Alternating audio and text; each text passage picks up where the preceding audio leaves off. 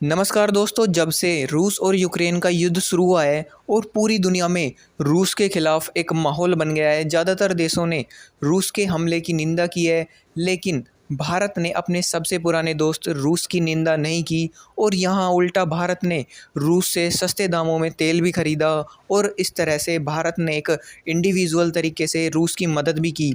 और इसी वजह से अमेरिका सहित यूरोपीय देश भारत से नाराज़ चल रहे हैं कि आखिर भारत क्यों रूस के इस हमले की निंदा नहीं कर रहा है और क्यों भारत रूस से क्रूड ऑयल खरीद रहा है। इसी वजह से भारत का यूरोपीय देशों में व्यापार मुश्किल हो रहा था, लेकिन इस कठिन समय में भारत का सच्चा दोस्त फ्रांस भारत के साथ खड़ा हुआ है और खुलकर भारत का समर्थन करते हुए कहा है कि हम आपके साथ कंधे से कंधा मिलाकर खड़े हैं।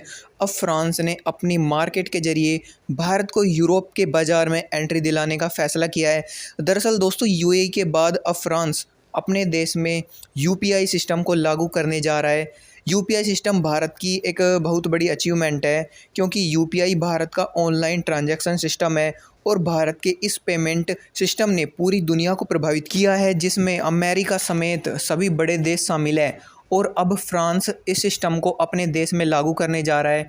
जब इस यूपीआई सिस्टम को भारत में लागू किया था तो इसके ज़रिए हम केवल भारत में ही ट्रांजैक्शन कर सकते थे, और इसी वजह से भारत ने बहुत एग्रेसिव तरीके से इसे विदेशों में भी अप्रूवल दिलाने पर काम शुरू किया था। और आज नेपाल, बांग्लादेश और बहुत सी एशिया के जो देश हैं उसमें यूपीआई सिस्टम और यूपीआई कार्ड चलता है। और दोस्तों, अब यूएई में भी भारत का यूपीआई सिस्टम और भारत का रुपए कार्ड चलता है। और अब इसके बाद यूरोप का पहला देश फ्रांस इसे अपने देश में लागू करने जा रहा है, जिससे भारत फ्रांस के ज़रिए यूरोप के बाकी देशों में भी इस सिस्टम को लागू करेगा। और दोस्तों, इस सिस्टम के ज़रिए भारत को बहुत ही मोटी कमाई होगी, क्योंकि दोस्तों अब तक जो ऑनलाइन ट्रांजैक्शन मार्केट पर कब्जा था वो था अमेरिका का, क्योंकि वीज़ा और मास्टर कार्ड जैसी जो पेमेंट सिस्टम है वो अमेरिका द्वारा बनाई हुई है, जिससे अमेरिका बहुत मोटी कमाई करता है। और अब भारत अमेरिका को इस क्षेत्र में पछाड़ने वाला है, और दोस्तों भारत का यूपीआई सिस्टम इसमें बहुत कारगर साबित होगा।